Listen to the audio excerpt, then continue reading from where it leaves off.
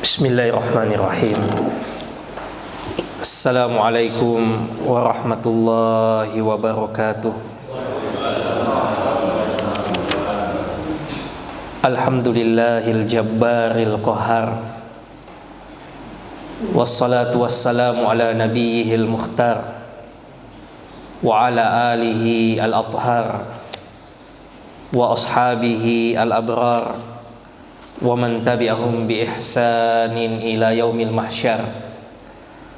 Allahumma iftah lana qulubana wa alhimna rushdana wahdina siratakal mustaqim.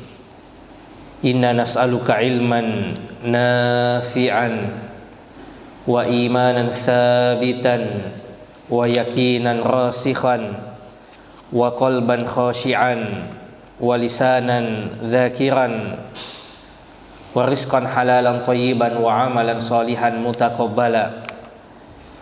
Jamaah sekalian, bapak-bapak dan ibu-ibu yang dimuliakan Allah Subhanahu wa taala, kembali senantiasa kita memuji Allah Subhanahu wa taala. Allah memberikan taufiknya, mengaruniakan kesehatan dan umur kepada kita semua, hingga kita bisa menunaikan kembali kewajiban kita, kewajiban subuh kita berjamaah, dilanjutkan dengan duduk sejenak sama-sama mempelajari tentang kehidupan khairi khalqillah, makhluk terbaik yang Allah Subhanahu wa taala pernah ciptakan, Sayyiduna Muhammad sallallahu alaihi wasallam.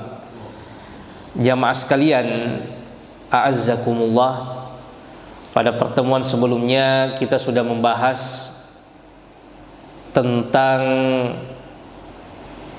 perjalanan kehidupan Rasulullah sallallahu alaihi wasallam sebelum beliau bertahannuts atau beruzlah di Gua Hira.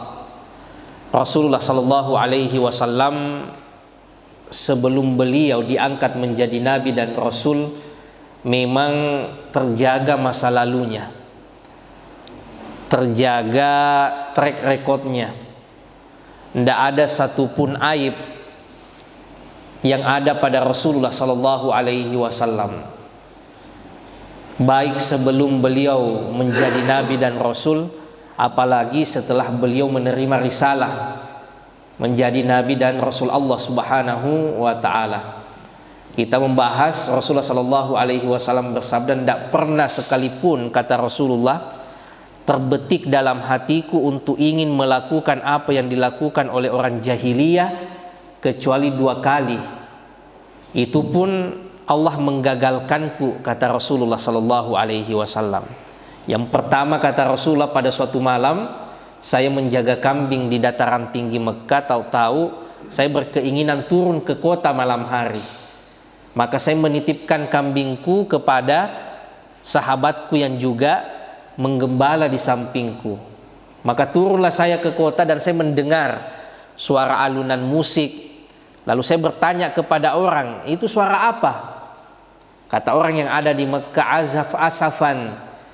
Itu adalah pesta pernikahan, ada hiburan malamnya. Maka Rasulullah, kata beliau, itu duduk mendengar baik-baik dan ada keinginan untuk pergi mendengar. Tiba-tiba ia dibuat tertidur oleh Allah Subhanahu wa taala dan tidak layak terbangun kecuali matahari sudah meninggi. Ya, tidak sempat beliau pergi nonton, tidak pernah beliau pergi dengar baik-baik. Kemudian keesokan harinya kembali, atau keesokan malamnya kembali Rasulullah sallallahu alaihi wasallam ingin mengulangi lagi, tetapi terjadi seperti itu jamaah sekalian.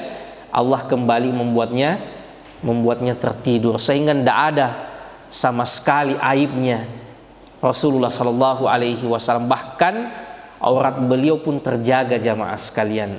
Sebelum beliau diangkat menjadi nabi dan rasul, pada saat pembangunan Ka'bah, Rasulullah sallallahu alaihi wasallam di antara orang yang ikut serta dalam pembangunan Ka'bah tersebut. Beliau mengangkut batu, memikul batu, tapi tidak ada pelindungnya. Ya, maka pamannya Abbas bin Abdul Muttalib mengatakan, angkat itu sarungmu sebagai pelindung punggungmu. Baru beliau mau angkat sarungnya yang konsekuensinya bisa saja auratnya terbuka, maka tiba-tiba Allah membuatnya pingsan. Saat Rasulullah tersadar, lalu beliau mencari izari, sarungku. Nah, ini yang menjadi modal besar Rasulullah Shallallahu Alaihi Wasallam dalam berdakwah jamaah sekalian, yaitu kepercayaan dan masa lalu beliau yang tidak ada sama sekali cacatnya. Selanjutnya jamaah sekalian, saat Rasulullah Shallallahu Alaihi Wasallam berusia 40 tahun, beliau sudah mulai menarik diri dari pergaulan sosial. Beliau lebih senang bertafakkur dan menyendiri. Beliau melihat keadaan kota Mekah ini berada pada titik nadir kejahiliaannya. Transaksinya transaksi ribawi, pergaulannya pergaulan bebas. Jangankan hubungan di luar nikah, pernikahannya sekalipun pernikahan yang rusak. Kemarin waktu pembahasan tentang pernikahan Rasulullah dengan Khadijah, kita sampaikan model pernikahan yang lain yang dianut oleh orang Arab jahiliyah. Yang pertama, seorang perempuan menancapkan bendera di depan rumahnya. Setiap laki-laki yang berkeinginan untuk menggaulinya, maka datanglah ia. Nanti setelah hamil, melahirkan, baru didatangkan dukun. Dicocokkan siapa saja laki-laki yang pernah menggaulinya, siapa yang lebih cocok dengan bayi ini, maka itulah yang betul-betul jadi suaminya. Iya. Ada juga model pernikahan istibda, seorang suami sendiri yang mengantarkan istrinya untuk digauli oleh laki-laki lain untuk mendapatkan bibit unggul katanya. Kalau ada panglima perang, ada orang kaya raya, ada orang yang nampaknya tokoh masyarakat, maka seorang suami mengantarkan istri untuk digauli oleh mereka jamaah sekalian. Ini saking rusaknya. Belum lagi yang lain jamaah sekalian. Maka Rasul sudah mulai bertafakur. Apalagi dari aspek teologi. Berhala di mana-mana. Di setiap rumah ada berhalanya. Di setiap persinggahan ada berhalanya. Pasar penuh berhala. Bahkan yang paling banyak berhala di sekitar Ka'bah.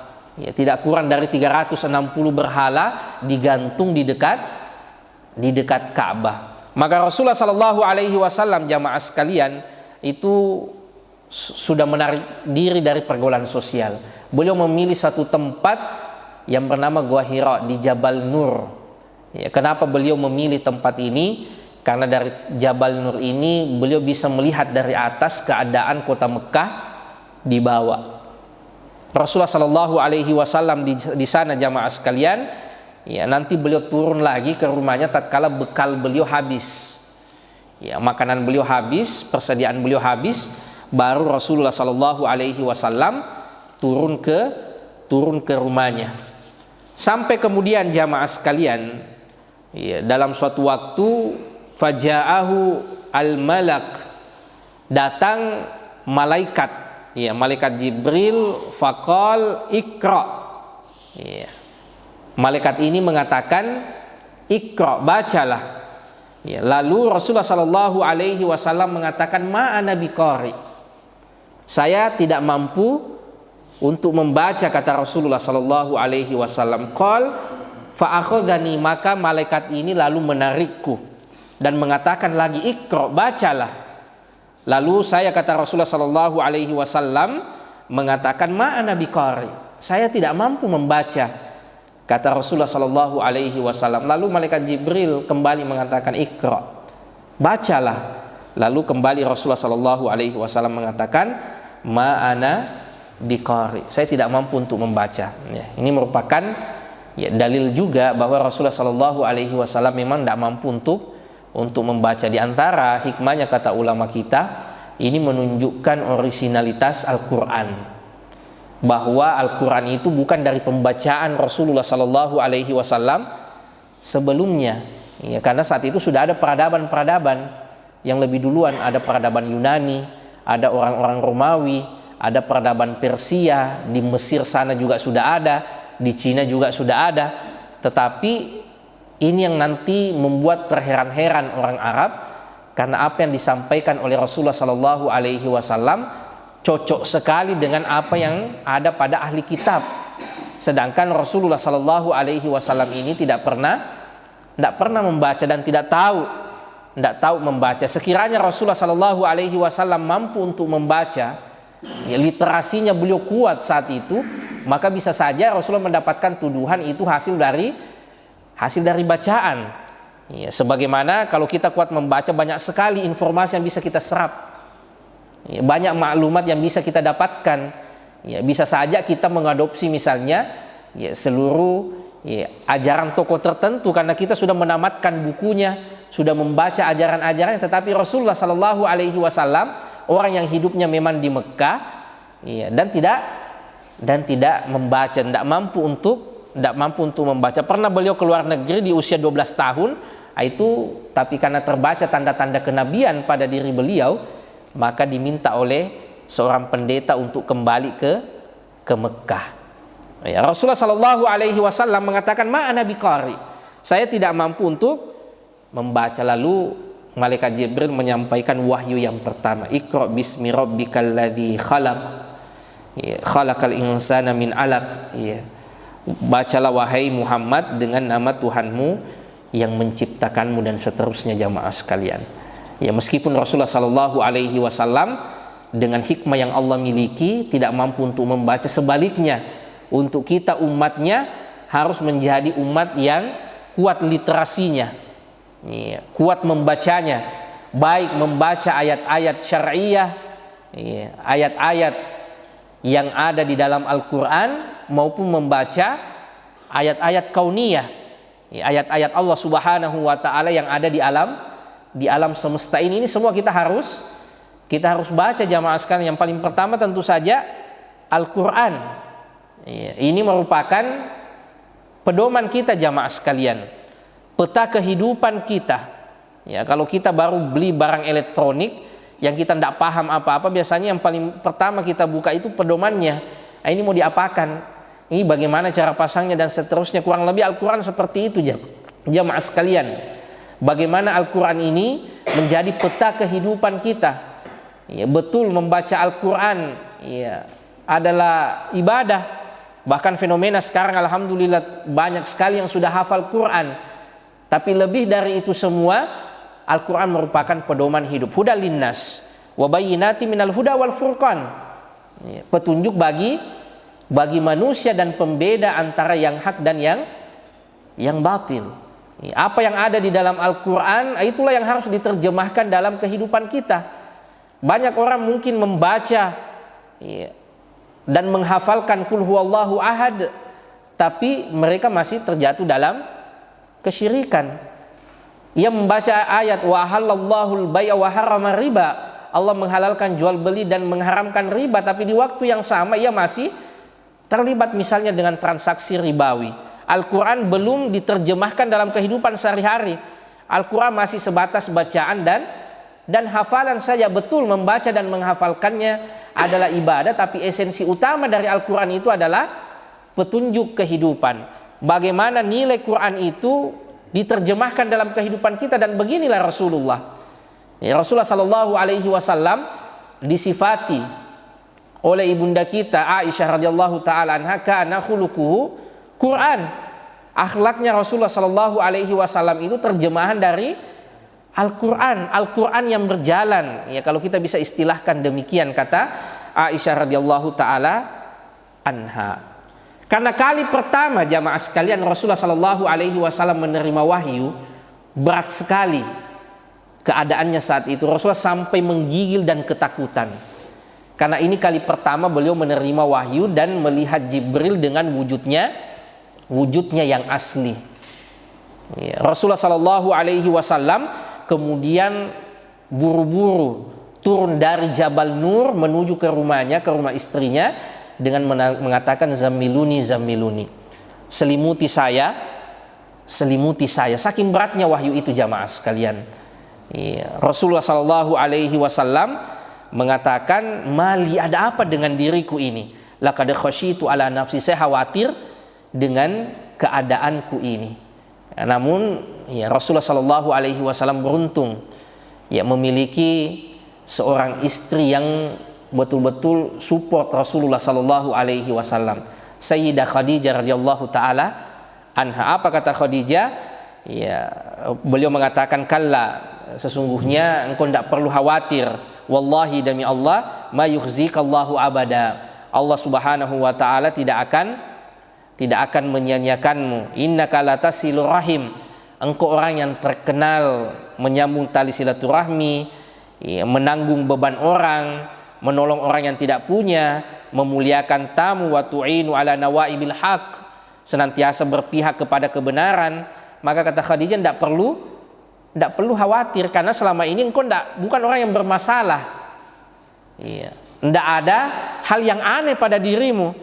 Engkau senantiasa berada pada pihak yang benar, menolong orang yang tidak punya, senantiasa menjalin tali silaturahmi. Ini kan semua aspek-aspek sosial jamaah sekalian. Dan ini yang dibaca oleh Khadijah. Ini suami saya tidak ada masalahnya kok, maka tidak perlu khawatir. Tapi Rasulullah Shallallahu Alaihi Wasallam, karena beratnya wahyu itu diterima jamaah sekalian, itu beliau sampai menggigil dan ketakutan. Sampai Rasulullah mengatakan, mali, ada apa dengan diriku ini?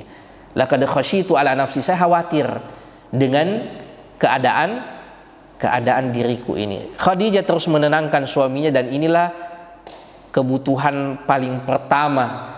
Ya, sebenarnya suami pada istrinya mendapatkan ketenangan. Inilah yang disebut dengan sakinah di dalam Al-Quran jamaah sekalian. Suami itu mendapatkan ketenangan. Kalau suami lebih tenang di warkop, itu berarti ada masalah itu dalam rumah tangga. Seharusnya suami itu tenang di rumah. Seharusnya suami itu tenang dengan istri. Tapi kadang-kala ada suami takut kalau pulang ke rumah jamaah sekalian. Iya, sampai di rumah yang ada omelan istri. Iya, sama dengan bayangkan kalau istrinya Rasulullah mirip dengan istri zaman sekarang, sudah capek dari Gua Hiro, beratnya wahyu, sampai di rumah diomeli lagi sama istri. Iya, mungkin kalau istri ngapain memang ke gunung. Iya, mungkin seperti itu solusinya, Pak. Iya. Ya, saat itu Rasulullah Shallallahu Alaihi Wasallam mendapatkan istri yang betul-betul mensupport beliau. Ya, kata istri Rasulullah, engkau ini bukan orang bermasalah, engkau orang menjalin tali silaturahmi, menolong yang benar, menolong orang yang tidak punya, memuliakan tamu, tidak ada aibnya sama sekali jamaah sekalian. Ya, ini yang penting. Ya, sebenarnya ada dalam rumah tangga kita, terutama pihak istri. Bagaimana istri itu menjadi tempat kembali bagi suaminya. Ya, karena kita laki-laki ini kan aktivitas kita terutama di siang hari banyak di luar rumah. Ya, penatnya keadaan, beratnya pekerjaan. Ya, kalau sampai di rumah juga tidak mendapatkan ketenangan, kasihan sekali kita ini laki-laki. Ya, maka tempat kembali terbaik seharusnya adalah rumah kita. Ya, itulah yang disebut sebagai sakinah. Kemudian Allah sempurnakan lagi dengan mawaddah dan rahmah. Ya, mawaddah itu kecintaan karena melihat kelebihan-kelebihan yang ada pada pasangan kita. Ya, setiap kita dikarunia oleh Allah Subhanahu wa taala kelebihan-kelebihan. Wala tansaul fadla bainakum. Ya, jangan kalian melupakan keutamaan yang ada di antara kalian. Ini konteksnya dalam ayat ini adalah konteks suami istri, karena kadang-kala kalau suami istri itu sudah bermasalah, seakan-akan suaminya itu tidak ada lagi baiknya. Atau bagi seorang suami, istrinya itu tidak ada lagi baiknya. Makanya Allah mengingatkan, wala tansaul fadla bainakum. Jangan kalian melupakan kebaikan di antara kalian. Anaknya mungkin sudah 4, sudah tinggal berumah tangga 30 tahun, tapi pas ia berada di satu titik masalah, langsung mengatakan tidak ada memang baiknya kita. Padahal sudah tinggal 30 tahun, anak juga sudah 4. Iya. Makanya Allah Subhanahu wa taala ingatkan, jangan lupakan kebaikan di antara kalian. Kemudian dilengkapi lagi dengan rahmah. Ya, rahmah itu mencintai dengan menutup mata atas kekurangan-kekurangan yang ada. Iya, karena kita sadar kita bukan malaikat. Istri kita juga seperti itu jamaah sekalian. Sebagaimana kita bukan malaikat, maka begitu juga pasangan hidup kita. Mungkin kita terjatuh dalam kesalahan, begitu juga dengan pasangan hidup kita. Cuma masalahnya kita manusia biasa ini selalu kita mau lihat orang ideal, sementara kita sering kurang jamaah sekalian. Maunya kita orang lain, apakah pasangan hidup kita atau orang yang berada di bawah kita itu harus ideal sesuai dengan idealisme kita. Tetapi kita sendiri penuh dengan kekurangan, egois. Iya. Padahal ya sebagaimana kita manusia biasa, begitu juga pasangan hidup kita, bukan untuk melegitimasi suatu kesalahan. Kesalahan tetap adalah kesalahan, tetapi untuk menyadari bahwa sebagaimana kita biasa terjatuh dalam kesalahan, begitu juga dengan pasangan hidup kita. Kullu bani Adam khata', setiap anak cucu Adam itu letaknya kekurangan dan kesalahan. Wa khairul khata'ina at-tawwabun, dan sebaik-baik orang-orang yang terjatuh dalam kesalahan, kekurangan adalah mereka yang bertaubat kepada Allah Subhanahu wa taala. Rasulullah sallallahu alaihi wasallam, jamaah sekalian, dengan turunnya ayat ini menandakan ya momen beliau sudah lewat ya masa fatrah qoblal bi'tsah. Sekarang fatrah baru, masa baru, yaitu masa kenabian. Aisyah radhiyallahu taala anha, Khadijah radhiyallahu taala anha, ini orang cerdas jamaah sekalian. Ia berbeda dengan orang-orang jahiliyah di masanya. Kalau orang jahiliyah di masa itu ada masalah pelik, maka mereka datangnya ke dukun, ke kahin, termasuk kakeknya Rasulullah sallallahu alaihi wasallam, Abdul Muttalib. Saat ia bernadar, kalau nanti ada anak laki-lakiku lagi yang lahir, maka saya akan sembelih. Ternyata anak laki-laki betul yang lahir, itulah ayahnya Rasulullah Abdullah. Ternyata jamaah sekalian, Abdul Muttalib ini menyesal. Kenapa ya saya dulu bernadar? Ternyata yang lahir ini adalah anak yang paling gagah, anak yang paling lucu. Maka ia minta fatwa pada dukun, pada kahin, pada tukang ramal. Nah, itu kebiasaan orang jahiliyah. Ada orang yang hamil, mau ditahu siapa suaminya, siapa yang menggaulinya yang benar, maka datangnya ke kahin. Ada masalah berat, maka datangnya ke kahin. Karena ada dua dukun ya, di masa itu ada namanya kahin, ada sahir. Kalau kahin ini orang Arab cenderung suka semua ya. Ada yang sakit minta disembuhkan, ada barang yang hilang minta petunjuk ya. Ada apa-apa saja minta solusi, datanya ke kahin. Ada tipe dukun yang kedua, yaitu sahir, dukun santet ya. Kebalikannya dari yang pertama tadi. Iya, kalau yang pertama tadi kahin ini ada yang sakit ya, minta untuk disembuhkan dengan jampi-jampinya. Kalau sahir ini orang yang sehat dikasih sakit. Kalau kahin ada rumah tangga yang tidak harmonis, kemudian dengan mantranya ia bisa membuat lebih dekat, lebih harmonis. Maka kalau sahir justru menjauhkan ya, justru membuat rumah tangga jadi retak ya. Bahkan ada yang sampai membunuh ya. Kurang lebih juga kondisi kita di Indonesia seperti itu juga jamaah sekalian. Ada model kahin, ada model sahir ya. Ini kekufuran jamaah sekalian ya. Sihir ini bentuk kekufuran ya. Wa ma kafara Sulaiman ya. Dan Nabi Sulaiman bukanlah orang yang kufur ya, akan tetapi yang kufur itu adalah tukang-tukang sihir. Ini bentuk kejahatan yang luar biasa jamaah sekalian ya.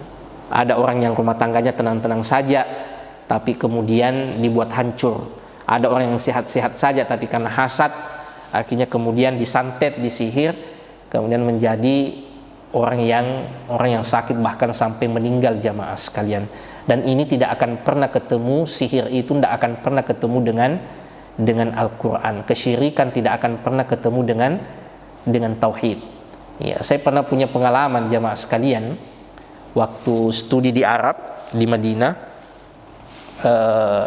Saat itu perjalanan dari Madinah ke Mekah untuk melaksanakan ibadah umrah ya. Kami biasanya karena mahasiswa itu cuma ambil taksi saja dengan mobil GMC. Itu ada 3 kelas.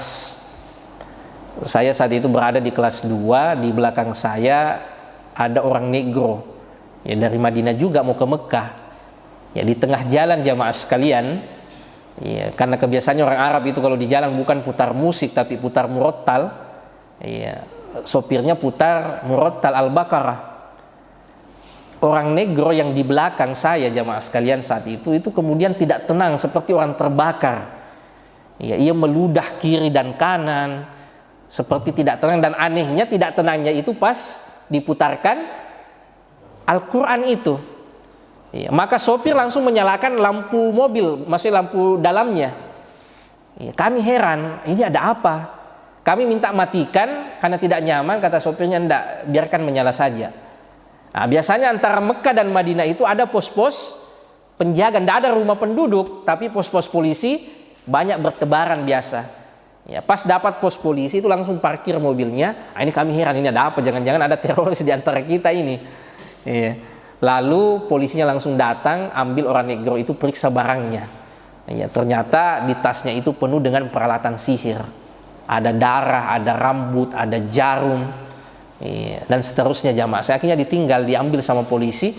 Kami lanjutkan perjalanan ke Mekah. Iya, syahidnya jamaah sekalian, nah itu tidak bisa bersatu itu tauhid dan kesyirikan. Tidak bisa bersatu itu mantra-mantra sihir dengan Al-Quran. Makanya obatnya itu adalah dengan ruqyah. Ya, dan yang terbaik tentu saja adalah meruqyah diri sendiri. Ya, sopirnya jamaah sekalian meskipun orang awam kelihatannya, tapi ia paham. Ya, orang yang tidak tenang dengan bacaan Quran seperti terbakar, biasanya orang yang bermasalah. Setelah diperiksa barang bawaannya, ternyata dia tukang sihir jamaah sekalian. Ya, dan sampai di Arab masih ada saat sekarang itu jamaah sekalian orang yang menyihir orang lain, santet orang lain dan seterusnya. Apalagi di negara kita jamaah sekalian yang tidak ada pidananya. Ya, Anda tahu KUHP yang terbaru itu kan sempat ada isu, ya, mau memasukkan juga sihir itu, santet itu dalam pidana kita. Ya, cuma mungkin di negara kita bingung untuk pembuktiannya. Tapi kalau di Arab Saudi itu sudah berjalan jamaah sekalian. Ya, hukuman untuk tukang-tukang sihir. Kalau Aisyah radhiyallahu taala anha, Khadijah radhiyallahu taala anha, ini bukan datang ke kahin, tapi datang ke sepupunya yang merupakan pendeta sepuh, ya, namanya Waraqah bin Naufal. Ini orang ahli kitab, orang Nasrani yang tinggal di Mekah, yang kebanyakannya orang Mekah itu adalah penyembah berhala. Tapi ada satu orang yang tak lain juga merupakan sepupunya Khadijah, ini pendeta yang sepuh. Maka Khadijah membawa suaminya yaitu Rasulullah Shallallahu Alaihi Wasallam menghadap ke Waraqah bin Naufal ini untuk menceritakan pengalamannya. Lalu Rasulullah Shallallahu Alaihi Wasallam menyampaikan peristiwa yang beliau alami. Awalnya Waraqah bin Naufal bertanya, ya bna akhi madza tara? Wahai kerabatku, apa yang engkau lihat pada peristiwa itu? Fa akhbarahu Rasulullah sallallahu alaihi wasallam khabara ma ra'a. Rasulullah sallallahu alaihi wasallam menyampaikan kabar apa yang beliau lihat. Faqala lahu Waraqah. Maka Waraqah bin Naufal mengatakan, hadzan namus alladzi nazzalahu Allahu ala Musa. Itu adalah namus, makhluk yang sama yang pernah Allah turunkan pada Musa. Ya, namus ini bahasa lain dari Jibril. Ya, artinya adalah malaikat Jibril. Kenapa Waraqah bin Naufal tahu jamaah sekalian? Karena Waraqah bin Naufal ini adalah ahli kitab. Ia punya Injil. Ya, ia tahu tanda-tanda kenabian. Ia tahu tentang Nabi Musa. Ia tahu tentang Nabi Isa dan nabi-nabi yang ada sebelum Rasulullah Shallallahu Alaihi Wasallam. Kata Waraqah bin Naufal, itu makhluk yang sama yang pernah Allah kirim kepada Musa, yaitu namus atau malaikat Jibril. Kemudian, Waraqah bin Naufal mengatakan, ya laitani fiha jaza'an. Duhai sekiranya saat itu saya masih memiliki daya. Laitani akun hayyan if yukhrijuka qaumuk. Sekiranya nanti saya masih hidup tatkala kaummu mengusirmu. Lalu Rasulullah kaget. Apakah mereka akan mengusirku? Iya, kata Waraqah bin Naufal, na'am, betul.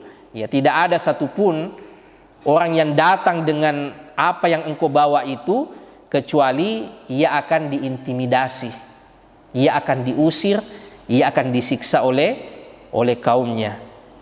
Wa in yudrikni yaumuka ansaruka nasran muazzara. Sekiranya saya masih hidup pada hari itu, maka saya akan menjadi penolongmu, kata Waraqah bin Naufal. Thumma lam yanshab Waraqah an tufiya.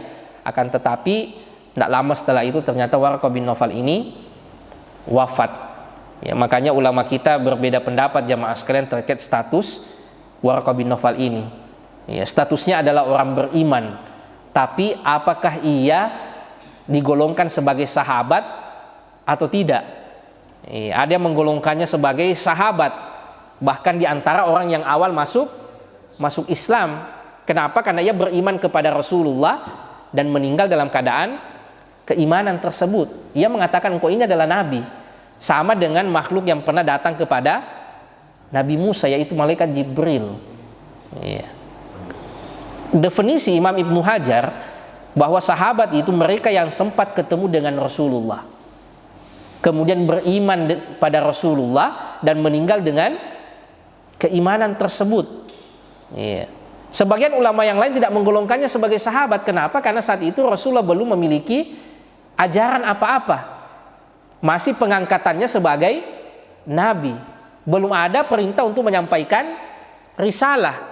Belum ada perintah berdakwah, belum ada ajaran apa-apa. Hanya indikator bahwa Rasul sudah diangkat sebagai seorang nabi, sehingga sebagian ulama tidak menggolongkannya sebagai seorang sahabat.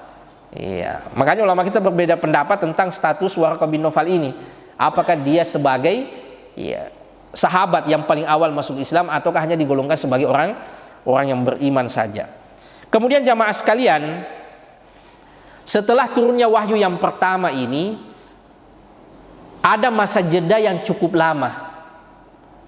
Tidak turun lagi jamaah sekalian. Ini yang membuat Rasulullah Sallallahu Alaihi Wasallam kemudian bertanya-tanya. Rasulullah Sallallahu Alaihi Wasallam akhirnya kembali lagi ke gua Hira.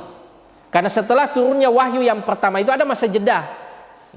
Tidak berentetan. Turun wahyu yang pertama, lama setelah itu turun wahyu yang kedua dan seterusnya. Ada masa jeda yang lumayan panjang antara turunnya wahyu yang pertama dengan yang kedua. Ini yang membuat Rasulullah menunggu dan bertanya-tanya lagi. Maka beliau kembali ke gua Hira. Tinggal di sana beberapa hari, ternyata malaikat Jibril belum juga datang. Akhirnya Rasulullah Shallallahu Alaihi Wasallam memutuskan untuk kembali ke rumahnya.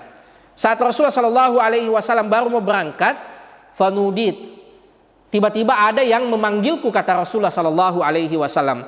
Fanazartu an yamini falam ara syai'an. Saya melihat ke kananku dan saya tidak mendapati apa-apa. Wa nazartu an shimali falam ara syai'an. Saya juga menoleh ke kiri dan saya tidak melihat siapa-siapa.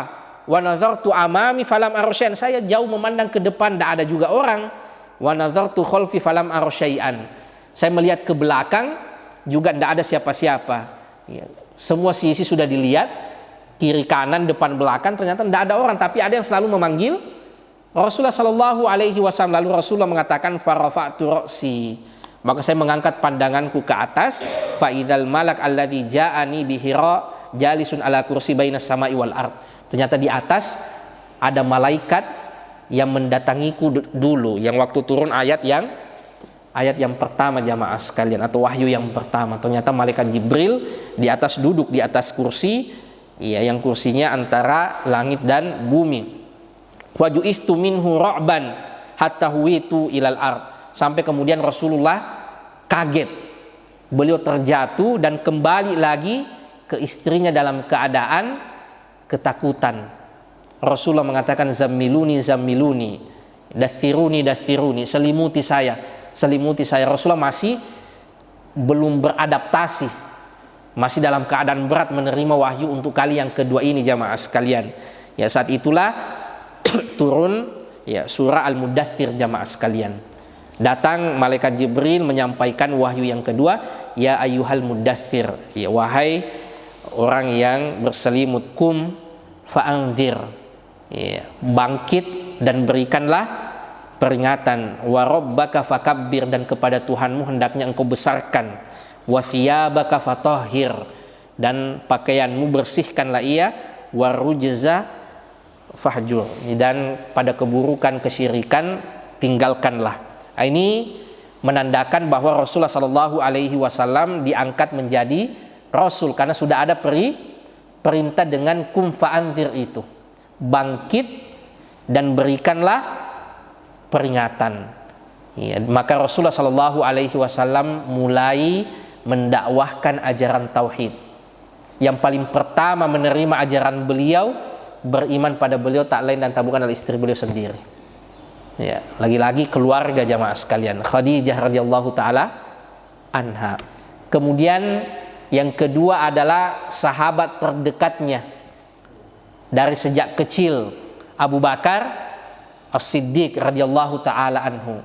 Yang ketiga adalah sepupunya yang tinggal bersama dengan beliau, Ali bin Abi Thalib, yang memang tinggal bersama dengan Rasulullah karena sebagai bentuk balas budi Rasulullah pada pamannya, maka ia ambil sepupunya juga untuk beliau besarkan. Ya, yang keempat anak angkat beliau, ya, Zaid bin Harithah radhiyallahu taala anhu. Inilah 4 orang yang pertama kali masuk Islam, yang pertama kali menerima dakwanya Rasulullah Sallallahu Alaihi Wasallam. Ternyata Abu Bakar, iya, ini bukan orang yang berislam kemudian pasif. Ia memiliki circle. Abu Bakar ini punya circle jamaah sekalian, circle elit, circle orang-orang kaya di Mekah. Ya, karena Abu Bakar ini orang kaya, maka jamaah sekalian hampir tokoh-tokoh utama dalam umat ini justru masuk Islam di tangan Abu Bakar. Sebut misalnya Abdurrahman bin Auf, Sa'ad bin Abi Waqqas, Tolha bin Ubaidillah, Zubair bin Awam, Uthman bin Affan. Itu semuanya masuk Islam justru di tangan Abu Bakar. Ini semua tokoh penting dalam perjalanan kehidupan Rasulullah nanti, 5 orang ini. Ya, Zubair bin Awam yang merupakan menantu sepupunya Rasulullah, ya, putra dari Sofia bintu Abdul Muttalib, justru masuk Islam di tangan Abu Bakar. Uthman bin Affan, ya, orang kaya raya, tapi karena circle-nya memang dengan Abu Bakar sama orang kaya, ya entah hubungan bisnis dan seterusnya, ya kan orang itu cenderung akan bergaul dengan orang yang satu tipe, ya satu model, entah pekerjaannya yang sama atau ke pandangan hidupnya yang sama. Nah, itu Uthman bin Affan justru masuk Islam di tangan Abu Bakar As-Siddiq. Zubair, Tolha, Abdurrahman bin Auf, juga pedagang sukses nanti, ya, Sa'ad bin Abi Waqqas, ini masuk Islam di tangan Abu Bakar As-Siddiq radhiyallahu taala anhu. Ya, makanya dalam hadis Rasulullah Shallallahu Alaihi Wasallam mengatakan, tidaklah saya mengajak orang lain, mendakwahi orang lain kecuali kadang masih ada tanda tanya dalam hatinya kecuali satu orang, yaitu Abu Bakar. Ya, setiap apa yang saya sampaikan, maka setiap itu juga ia menerima bulat-bulat, meyakini bulat-bulat, tidak ada sedikit pun taraddud, keraguan dalam hatinya. Saat Rasulullah Shallallahu Alaihi Wasallam menceritakan tentang Isra dan Mi'raj, perjalanan 1 malam dari Masjidil Haram, dari Mekah ke Masjidil Aqsa ke Palestina, lalu diangkat ke langit yang ke-7, lalu kembali lagi ke dunia ini, kembali lagi ke Mekah dalam tempo 1 malam. Paginya Rasulullah ceritakan pengalaman spiritualnya tadi malam. Beliau diperjalankan dari Mekah ke Palestina, lalu diangkat ke langit yang ke-7. Orang-orang Quraisy menertawai Rasulullah Sallallahu Alaihi Wasallam jamaah sekalian. Ini dongeng apa ini? Ya, perjalanan ke Madinah saja butuh satu minggu, 1 pekan, maka bagaimana lagi dengan perjalanan ke Palestina? Mana bisa ditempuh dengan 1 malam, naik lagi ke langit ke-7. Ya, lalu orang-orang Quraisy datang pada Abu Bakar As-Siddiq, lihatlah sahabatmu itu, dia sudah datang dengan cerita yang mustahil, cerita yang aneh. Apa kata Abu Bakar As-Siddiq? Sekiranya Muhammad itu datang dengan cerita yang lebih dahsyat dari itu, maka saya tetap akan beriman. Saya tetap akan beriman sekiranya masih ada lagi yang lebih tidak masuk akal menurut kalian itu. Ya, maka beliau dijuluki sebagai As-Siddiq jamaah sekalian, orang yang ya membenarkan Rasulullah Sallallahu Alaihi Wasallam. Saat itu jamaah sekalian mulai Rasulullah Sallallahu Alaihi Wasallam berdakwah secara sembunyi-sembunyi pada orang dekat beliau, ya, pada kerabatnya, pada sahabat-sahabatnya, sampai kemudian turun perintah Allah Subhanahu Wa Taala berdakwah secara terang-terangan. Nah, ini penuh dengan dinamika nanti jamaah sekalian, bagaimana Rasulullah Sallallahu Alaihi Wasallam menghadapi kondisi sosial masyarakatnya. Yang beliau usung adalah ajaran tauhid, sementara masyarakatnya berada dalam kondisi yang maniak sekali dengan kesyirikan. Ini kan jadi masalah jamaah sekalian. anti arus utama, anti mainstream. Ya, mainstreamnya saat itu orang maniak dengan kesyirikan, sementara Rasulullah datang dengan ajaran tauhid. Makanya Allah abadikan perkataan orang-orang kafir Quraisy dalam Al-Quran. Aja ala alihatan ilaha wahida inna hadza la syai'un ujab. Apakah Muhammad ingin menjadikan Tuhan kita menjadi satu saja? Ini sesuatu yang aneh sekali bagi orang Quraisy. Kata orang kafir Quraisy, kita ini kan punya problema hidup yang sangat banyak. Harusnya kita juga punya banyak Tuhan. Ya, masalah kita kan ini banyak sekali. Jadi begitu logika yang berkembang.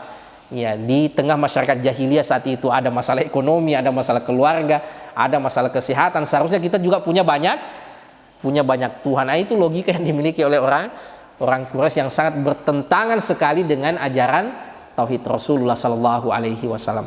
Rasulullah yang awalnya merupakan orang yang paling dicintai, tidak ada sama sekali aibnya, orang yang paling ditunggu keputusannya. Saat Rasulullah Sallallahu Alaihi Wasallam mendakwahkan tauhid, berbalik jamaah sekalian langsung menjadi orang yang paling dibenci, orang yang paling dimusuhi oleh penduduk kota Makkah. Insya Allah kita akan bahas pada pertemuan berikutnya jamaah sekalian bagaimana Rasulullah Sallallahu Alaihi Wasallam mulai berdakwah secara terang-terangan, dimulai pada kerabat-kerabat beliau, keluarga-keluarga beliau, juga kepada penduduk kota Mekah yang lainnya. Mudah-mudahan ada manfaatnya jamaah sekalian, minimal dengan kita banyak mengirimkan salawat dan taslim kita kepada Rasulullah Sallallahu Alaihi Wasallam. Wassallallahu ala nabiyyina Muhammad wa ala alihi wa sahbihi wa sallim. Wa akhiru da'wana alhamdulillahi rabbil alamin. Wassalamualaikum warahmatullahi wabarakatuh. Sebenarnya, Iya, bisa. iya, terima kasih. Assalamualaikum warahmatullahi wabarakatuh. Waalaikumsalam. Iya. Terima kasih atas kesempatannya. Dan saya ingatkan mereka kembali bahwasanya Rasulullah itu menikahi Khadijah dengan selisih umur kurang lebih 15 tahun. Iya. Rasulullah umur 25 tahun dan Khadijah umur 40 tahun. Iya. Pertanyaan saya adalah, apakah ini sebuah petunjuk dari Allah Subhanahu wa Ta'ala untuk menikahi Khadijah, di mana kita tahu bahwa Rasulullah berusia 25 tahun yang muda, relatif muda daripada Khadijah. Dan kedua, siapakah yang menikahkan Rasulullah Muhammad pada saat itu sedangkan dia belum di atas sebagai Nabi? Iya. Yang ketiga, kita tahu bahwa Rasulullah punya istri yang ada 4, ada mengatakan 4, yang tercatat ada 4, ada 7, ada 11. Iya. Nah, pengingat daripada istri Rasulullah itu mayoritas janda. Mayoritasnya janda. Iya. Nah, apakah itu juga merupakan petunjuk karena dia sudah diangkat sebagai Nabi Rasulullah SAW. Dan siapa yang menikahkan dari istri tersebut? Iya. Ya, ini pertanyaan yang menarik. Bagaimana dengan pernikahan Rasulullah Sallallahu Alaihi Wasallam sebelum diangkat menjadi Nabi dan Rasul? Ini sebenarnya kita bahas pada pertemuan sebelumnya, bahwa model pernikahan di masa sebelum diangkatnya Rasulullah Sallallahu Alaihi Wasallam menjadi Nabi dan Rasul itu ada model pernikahan yang baik. Ini yang dilakukan oleh Rasulullah dan ini yang dipertahankan dalam Islam, yang ada walinya yang diserahkan oleh keluarga mempelai perempuan, ada maharnya dan seterusnya, dan ada yang menyaksikan. Ini sudah ada sebelum Islam, model pernikahan yang seperti ini, berakad. Ada model pernikahan yang rusak yang kita sebutkan tadi, istibdo, ada yang kemudian pasang bendera. Sementara yang dilakukan oleh Rasulullah Sallallahu Alaihi Wasallam dengan Khadijah adalah model pernikahan yang baik-baik ini. Ya, dan sebagian sahabat ada yang melakukan ini. Nah, makanya melakukan inilah yang tidak diminta untuk berakad ulang setelah masuk Islam nantinya. Nah, itu kan rata-rata mereka sudah suami istri. Setelah masuk Islam, Rasulullah kan tidak minta mereka untuk akad ulang. Itu artinya akadnya yang sudah ada itu sudah dianggap sah. Yang menikahkan Rasulullah siapa saat itu? Pamannya, karena ayahnya dari Khadijah ini sudah meninggal. Khuwailid ini sudah meninggal, yang menikahkannya dengan Rasulullah adalah pamannya, saudara dari Khuwailid ini. Ya, jadi modelnya seperti itu, Pak. Jadi memang model pernikahan ini sudah ada sebelum Islam. Yang baik inilah yang dipertahankan di dalam Islam, bukan yang buruk itu, yang pasang bendera, yang suami mengantarkan istrinya dan seterusnya, dan model-model pernikahan yang bermasalah yang lainnya. Kemudian apakah menikahi janda ini bagian dari petunjuk atau bukan? Untuk Rasulullah Sallallahu Alaihi Wasallam bisa saja. Itu merupakan pilihan Allah untuk Rasulullah Sallallahu Alaihi Wasallam dengan hikmah yang dimilikinya. Lalu bagaimana dengan kita sebagai umatnya? Apakah juga merupakan petunjuk kita untuk menikahi janda? Ini pembahasan yang menarik sebenarnya. Ya, ini dibahas oleh ulama kita, yang mana yang lebih utama, menikahi gadis atau menikahi janda? Iya. Rasulullah Sallallahu Alaihi Wasallam justru menganjurkan untuk menikahi gadis. Ya, kata Rasulullah Sallallahu Alaihi Wasallam, engkau bisa bermain-main dengannya dan dia bisa bermain-main denganmu. Ya, kalau menikah dengan gadis, kalau janda kan biasanya sudah serius, Pak. Iya, karena mungkin sudah pengalaman. Ya, kalau Rasulullah justru menganjurkannya kepada sahabatnya untuk menikahi gadis. Ya, tapi kalau mau menikah dengan janda juga bukan sesuatu yang terlarang, apalagi kalau berangkat dari niat baik ingin menolong. Ya, itu ada hadisnya lagi. Ya, untuk menolong janda. Tapi kembali masalah pernikahan ini kan petunjuknya dalam Al-Qur'an, fankihu ma toba lakum. Ya, nikahilah yang hatimu itu toba, baik menerimanya. Ya, jangan sampai kita paksakan mau menikah dengan janda, sebenarnya hati kita ya tidak seperti itu. Ya, yang mana yakin hati kita bisa mencintai, ya bisa betul-betul muasyarah, bisa hidup bersama dengan baik, itulah yang kita nikahi. Masalah gadis atau janda ini tidak terlalu substansial saya kira. Ya, kembali kepada selera kita masing-masing. Ya, apakah kita umatnya harus menikahi janda? Ya, apakah kita umatnya harus menikahi janda atau tidak, ini kembali kepada kita. Makanya tidak benar orang yang mengatakan kalau mau poligami seperti Rasulullah dong, menikah dengan janda. Yang tidak harus, karena petunjuknya Al-Quran, fankihu ma toba lakum minan nisa.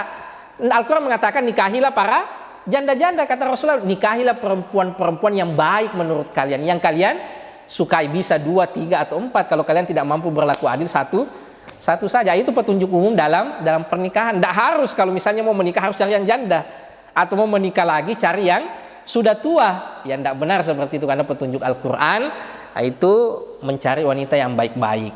Ya, mencari wanita yang baik yang bisa kita terima dengan hati kita. Dan apa yang dilakukan oleh Rasulullah Sallallahu Alaihi Wasallam yaitu tidak terlepas dari 3 hal. Bisa karena faktor adat, faktor jibili, dan faktor ta'abbudi. Yang harus diikuti dari Rasulullah adalah faktor ta'abudinya. Ya, adapun faktor adatnya, faktor jibilinya, apa selera pribadi Rasulullah itu tidak harus diikuti. Ya, Rasulullah misalnya senangnya makan buah itu yang biasa dibuat sayur, labu. Ya, apakah kita harus juga suka buah labu? Tidak harus. Rasulullah senangnya misalnya makan kurma, apakah kita juga harus makan kurma?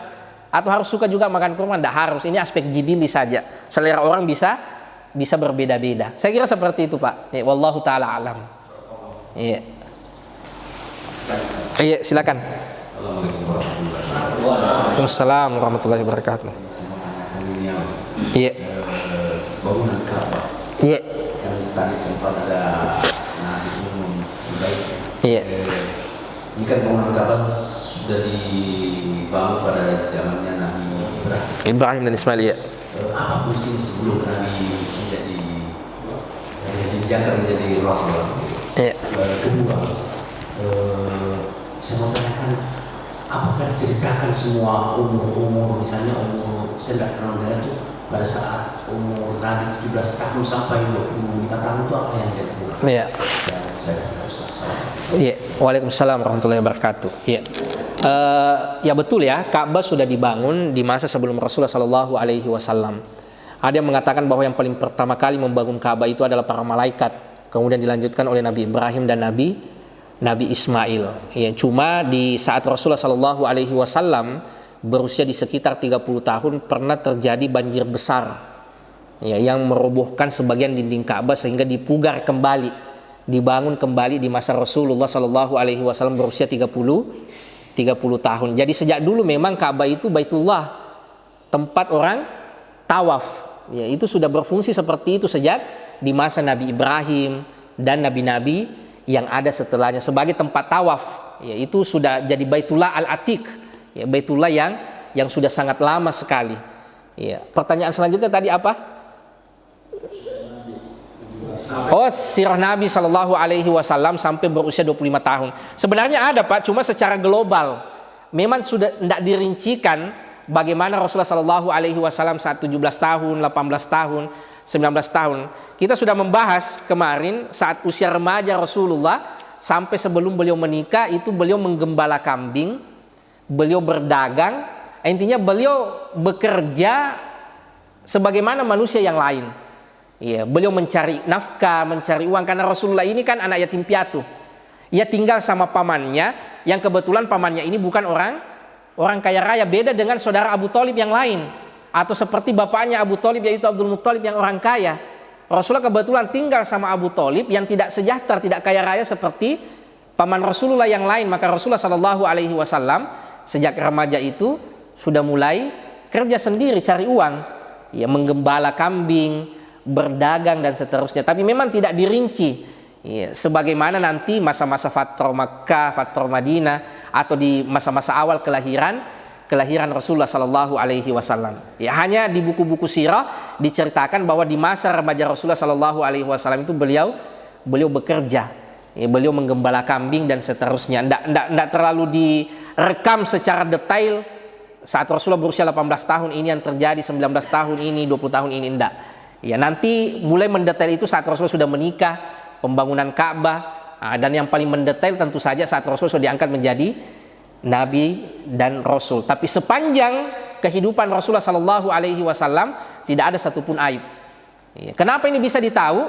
Ini nanti pada saat Rasulullah diangkat menjadi Nabi dan Rasul, orang-orang Quraisy rapat. Kira-kira bagaimana caranya, ini sebenarnya akan dibahas nanti, menentang dakwanya Muhammad ini, membatalkan dakwanya Muhammad ini. Semuanya mengusulkan jamaah, tapi bingung Muhammad ini akan dituduh sebagai apa? Karena sepanjang kehidupannya tidak ada sama sekali aibnya. Mau dituduh sebagai pendusta, tidak pernah didapati berdusta. Ya, mau dituduh orang tidak benar, tidak pernah didapati pergi nonton elektron.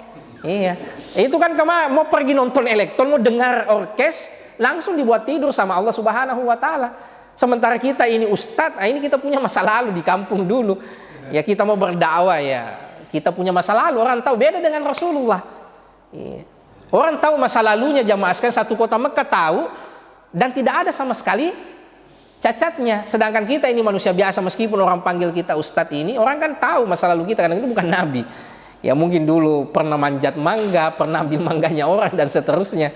Ya, kalau kita berdakwah ini beratnya berdakwah sama keluarga, ya, dan orang di kampung karena dia tahu dulu bagaimana kita. Saya kira seperti itu, Pak. Ya, jadi secara umum ya terjaga masa lalu Rasulullah meskipun tidak dirinci. Wallahu taala alam. Iya. Iya.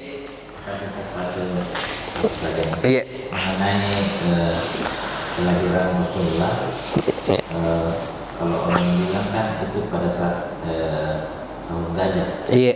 Di mana di tahun yang sama, iya. Iya. Ada pertanyaan masalah burung abadi. Iya. Itu kira-kira apa sekarang masih ada atau bagaimana? Karena ini kan jutaan atau berapa? Iya. Tidak mungkin hilang dalam kurun waktu, dan itu pada saat itu bersamaan. Iya. Itu saya. Iya. Terkait dengan pertanyaan tentang burung yang dikirim oleh Allah Subhanahu Wa Taala, ini memang bukan burung biasa yang hidup di masa kita. Ya, itu kan disebutkan oleh ahli tafsir kita, burung itu mukanya menyeramkan, besarnya kayak kelelawar tapi mukanya sangat menyeramkan, dan di setiap cakarnya itu membawa batu yang terbakar bersama dengan di paruhnya. Jadi ini memang bukan burung yang biasa hidup di masa kita. Iya, dia seperti memang burung khusus yang dikirim oleh Allah Subhanahu Wa Taala yang memegang tanah yang batu yang terbakar. Setiap burung itu membawa 3, satu di cakar kanannya, di kaki kanannya, satu di kaki kirinya, dan satu di paruhnya. Ya, dan setelah itu tidak ada lagi bilang kami masih pernah melihat burung ini. Yang ada keterangannya bahwa orang-orang yang pernah menjadi korban burung ini masih ada yang hidup. Ya, ada yang hidup tapi cacat. Karena efek dari batu itu bikin cacat satu persatu dari anggota tubuh ini copot. Ya, kalau kena batu yang dilemparkan oleh burung itu disebutkan oleh Aisyah, masih dia lihat orang yang pernah kena burung itu. Ada yang langsung meninggal tapi ada yang masih bertahan hidup dengan kondisi yang mengerikan. Iya, jadi seperti itu. Wallahu taala alam, memang bukan burung yang biasa hidup ya di tengah manusia yang biasa kita lihat seperti burung merpati atau burung yang memang spesiesnya spesies khusus, ya, dengan tugas yang memang khusus sifatnya. Ya, wallahu taala alam. Ya. Saya kira mungkin seperti ini Bapak sekalian, kita tutup dengan doa kafaratul majelis. Subhanakallahumma wa bihamdika asyhadu an la ilaha illa anta astaghfiruka wa atubu ilaik. Wassalamualaikum warahmatullahi wabarakatuh.